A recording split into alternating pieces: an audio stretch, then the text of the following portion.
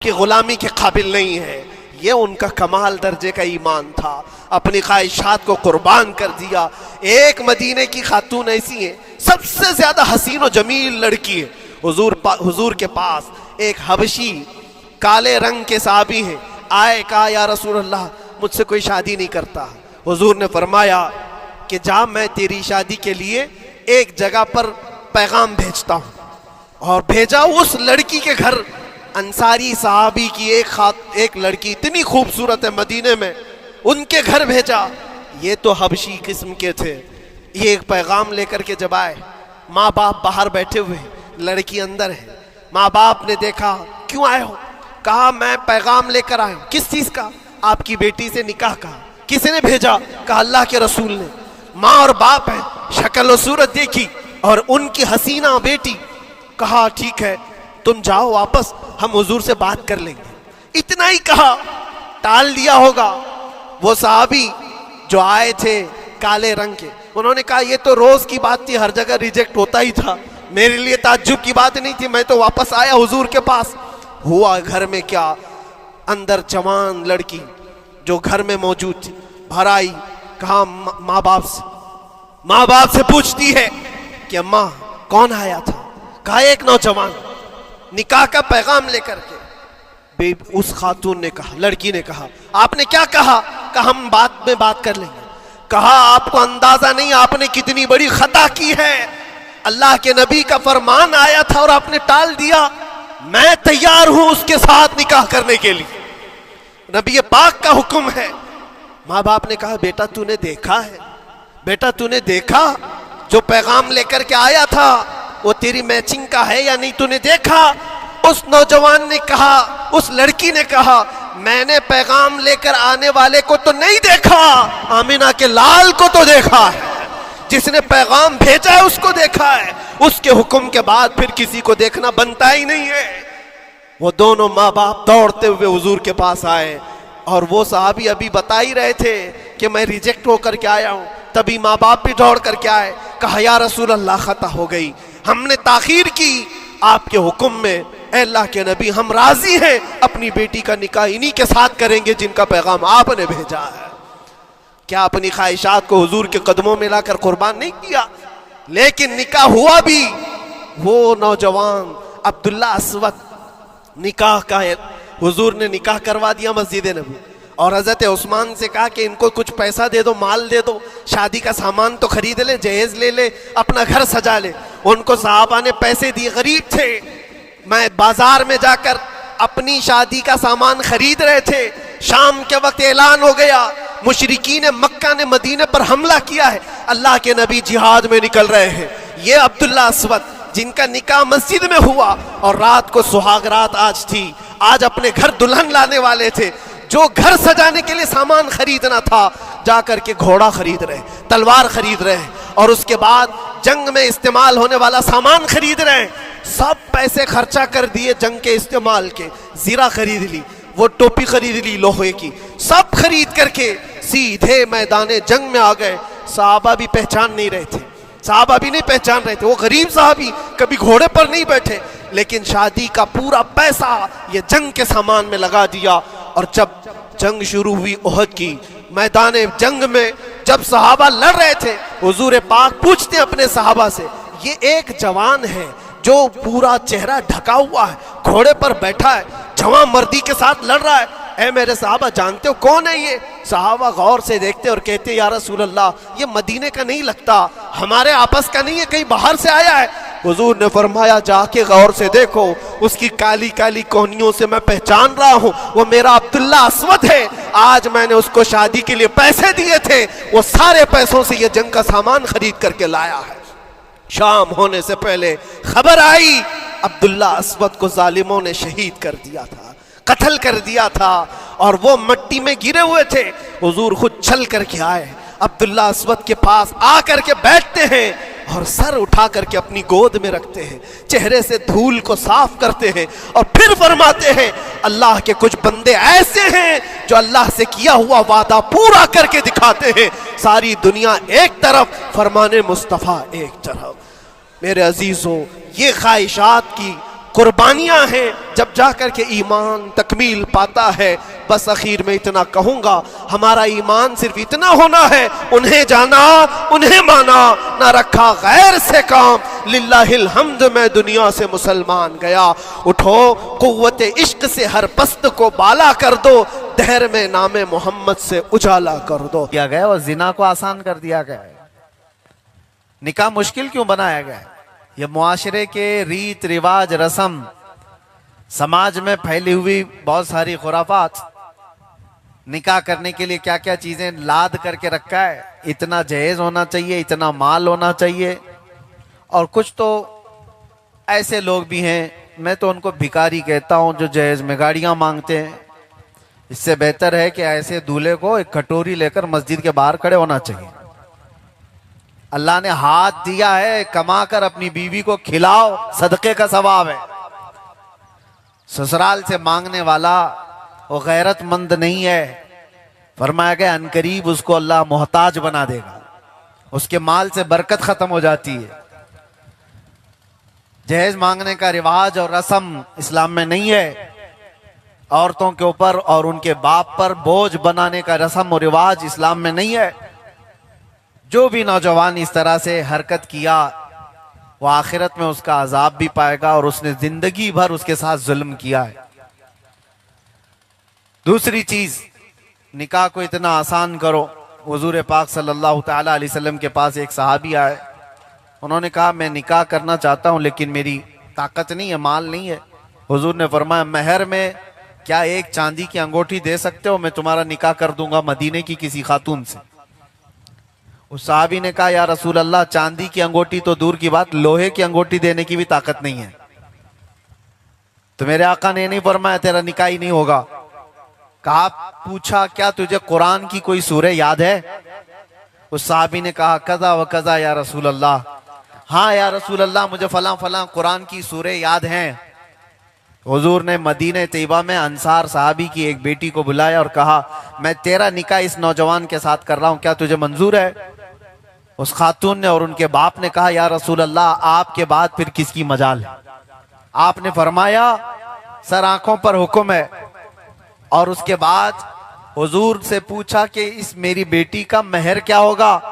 हुजूर ने फरमाया इस गरीब नौजवान का निकाह कर रहा हूं, महर में ये कुरान की सूरतें उसे याद करा देगा। अपनी दुल्हन को कुरान की सूरह याद करा देगा, यही इसका महर है। ये रसूल पाक सल्लल्लाहु तआला अलैहि वसल्लम ने निकाह को इतना आसान फरमाया था। आज मुआशरे के अंदर सादगी लेकर के आए, और ये जो इज्तिमाई निकाह है ऐसे बहुत सारी जगहों पर होता है। इसको आमतौर पर ये समझते हैं कि गरीबों का होता है, जिनकी ताकत और इस्तिताअत नहीं होगी वो लोग कर लेते हैं। ऐसा नहीं है मेरे अजीजों। जो अक्ल वाले लोग हैं वो खुराफात में पैसे बर्बाद करने से अपने आप को बचाते हैं। और ऐसी जगहों पर हो सकता है इज्तिमाई तौर पर सबके एक महफिल में हो तो अल्लाह की रहमतें किसी पर बरस रही हो और सब उसमें नहा लें।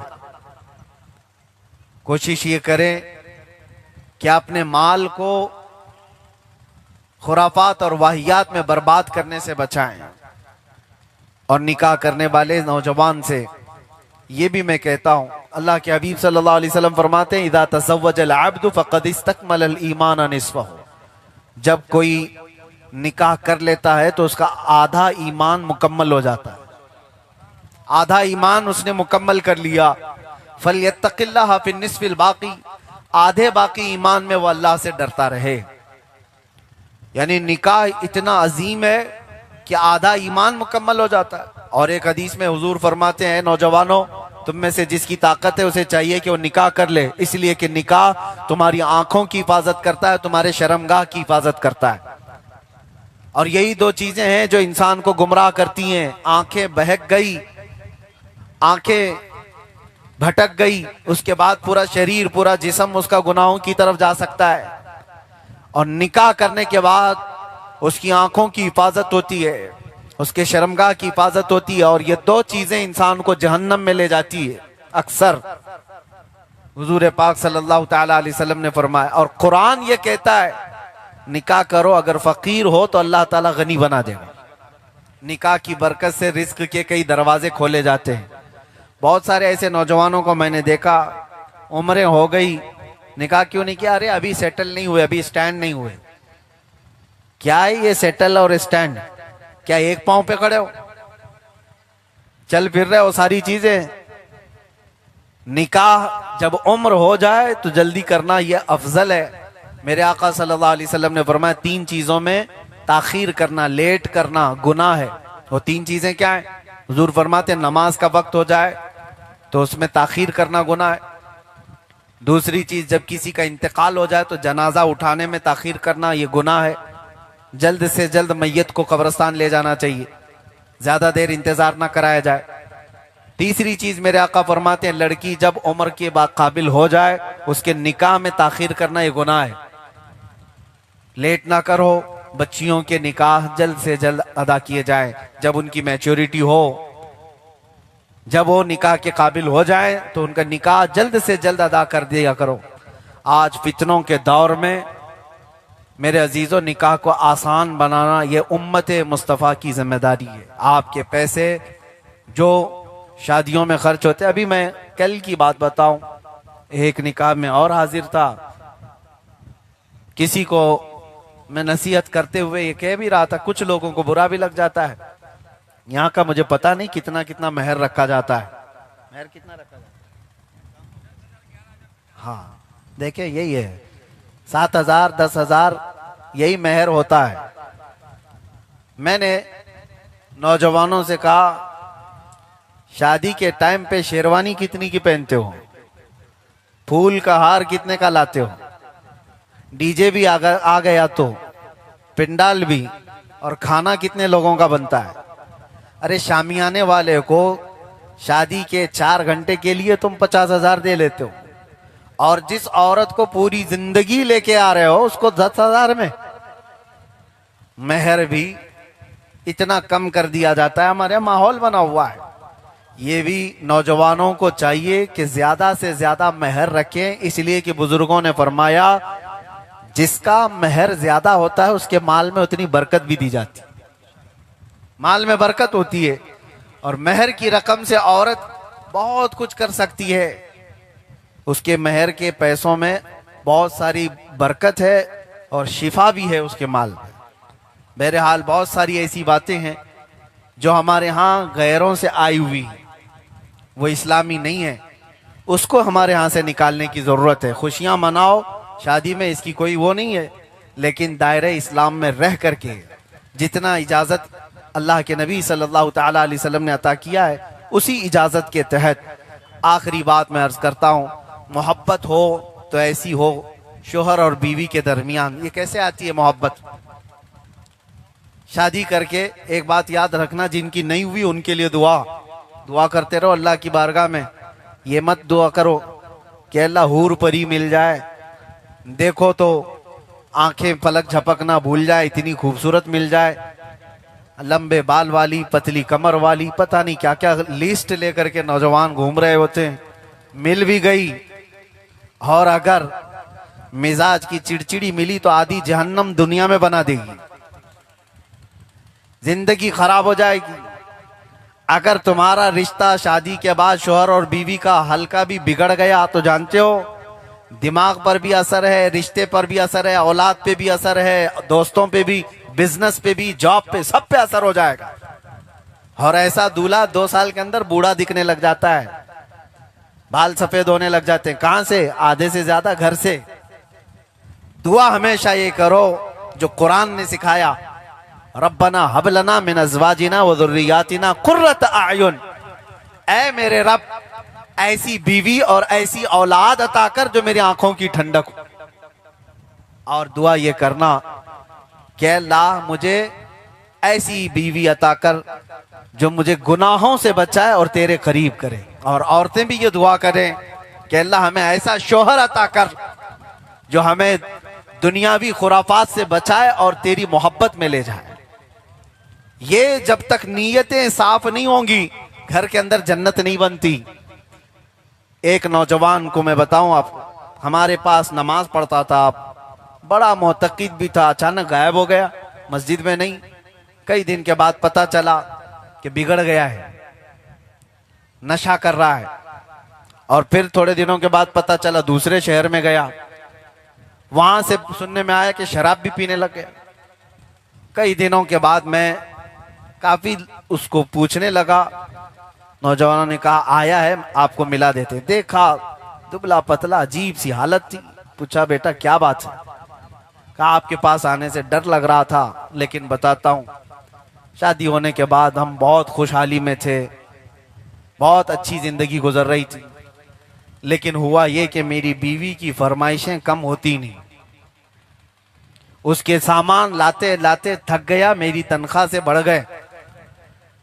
कभी भी महीना पूरा होता नहीं कि उसकी जितनी चीजें लाते लाते लाते मेरी तनख्वाह ही खत्म हो जाती। घर में झगड़े शुरू हुए, फिर मैं टेंशन में आकर सिगरेट पीने लगा, और फिर उसमें भी पैसे बर्बाद होने लगे।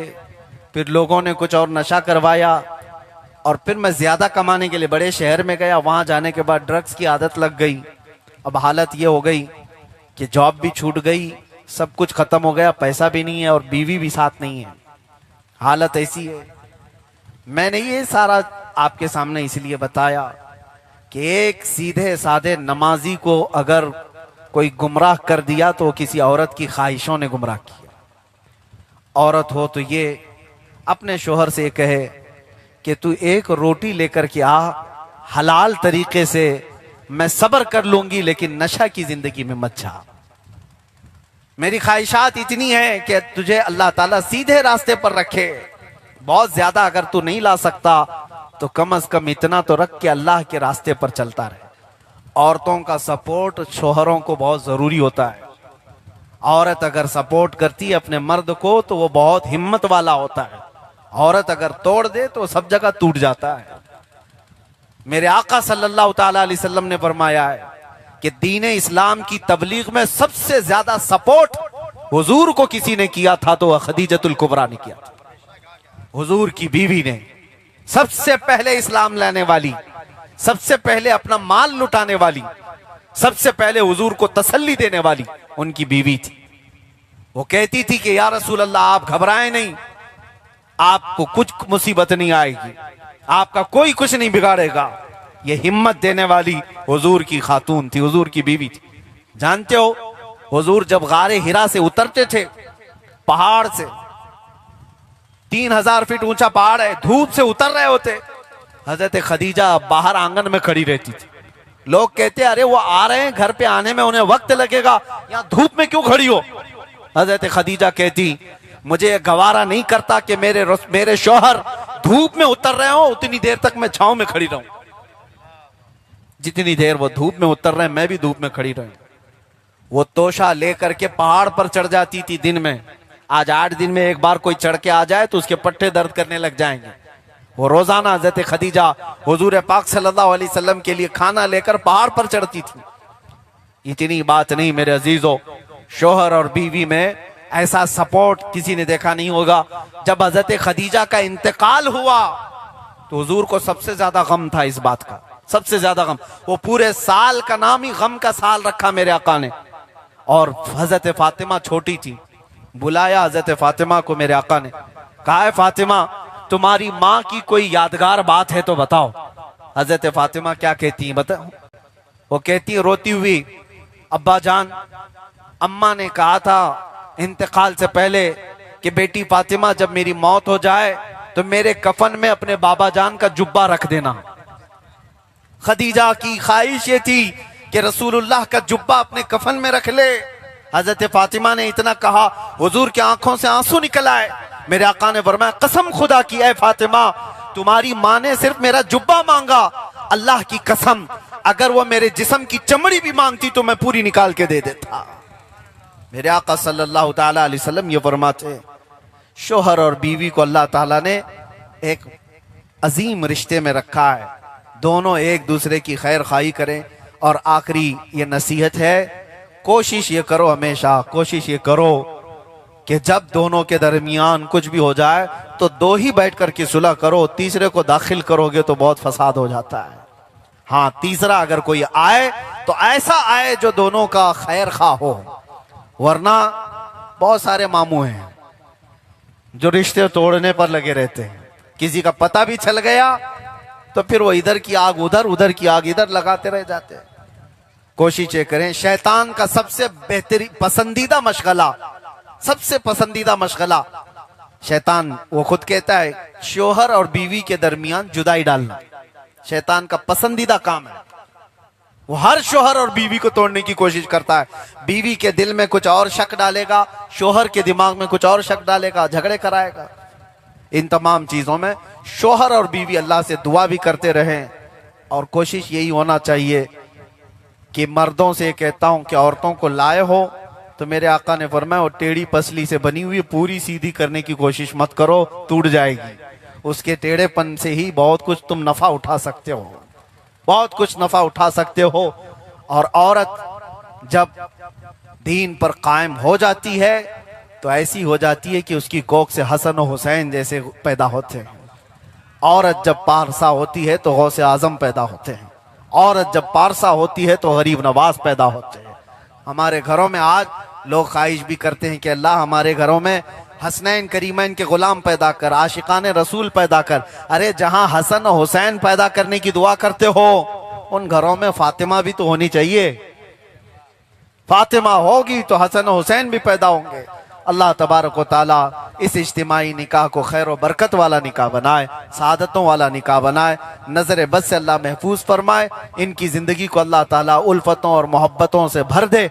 इन जोड़ों को अल्लाह ताला शैतान की शरारतों से महफूज रखे और क़यामत तक इनकी नस्लों में आशिकाने मुस्तफ़ा पैदा फरमाए।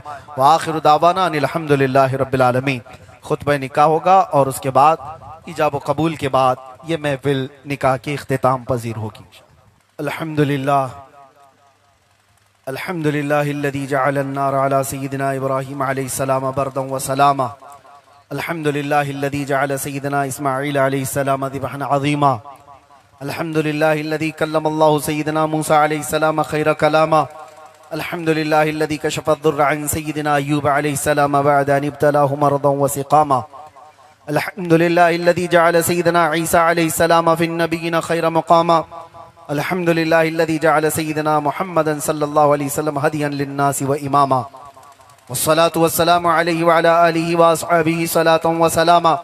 व अशहदु अन ला इलाहा इल्लल्लाहु वहदहु ला शरीका लहु व अशहदु अन्न सय्यिदना मुहम्मदन अब्दुहु व रसूलुहु। अम्मा बअद फ़क़द क़ाल अल्लाहु तआला फ़ी कलामिहिल बलीग़। अऊज़ु बिल्लाहि मिनश शैतानिर रजीम। बिस्मिल्लाहिर रहमानिर रहीम। या अय्युहन्नासु इत्तक़ू रब्बकुमुल्लज़ी ख़लक़कुम मिन नफ़्सिन वाहिदतिन व ख़लक़ मिनहा ज़ौजहा व बस्स मिनहुमा रिजालन कसीरन व निसाअ वत्तक़ुल्लाहल्लज़ी तसाअलून बिही वल अरहाम इन्नल्लाहा काना अलैकुम रक़ीबा। क़ाल रसूलुल्लाहि सल्लल्लाहु अलैहि वसल्लम तज़व्वजुल वदूदल वलूद फ़इन्नी मुबाही बिकुमुल उमम। व क़ाल रसूलुल्लाहि सल्लल्लाहु अलैहि वसल्लम या मअशर अश-शबाब मन इस्तताअ मिनकुमुल बाअ फ़ल्यतज़व्वज फ़इन्नहु अग़द्दु लिल-बसरि व अहसनु लिल-फ़रज। व क़ाल रसूलुल्लाहि सल्लल्लाहु अलैहि वसल्लम अन-निकाहु मिन सुन्नती फ़मन रग़िब अन सुन्नती फ़लैसा मिन्नी। सदक़ल्लाहु मौलानल अज़ीम व सदक़ रसूलुना नबियुल अमीनुल मतीनुल मुख़्तारुल करीम व नहनु अला ज़ालिका मिनश शाहिदीन व शाकिरीन वल्हम्दुलिल्लाहि रब्बिल आलमीन। अस्सलाम वालेकुम। आप हजरात को ये बयान अच्छा लगा होगा। बयान अच्छा लगे तो वीडियो को लाइक करें और चैनल को सब्सक्राइब करें और बाद में मिलते हैं। अल्लाह हाफिज़।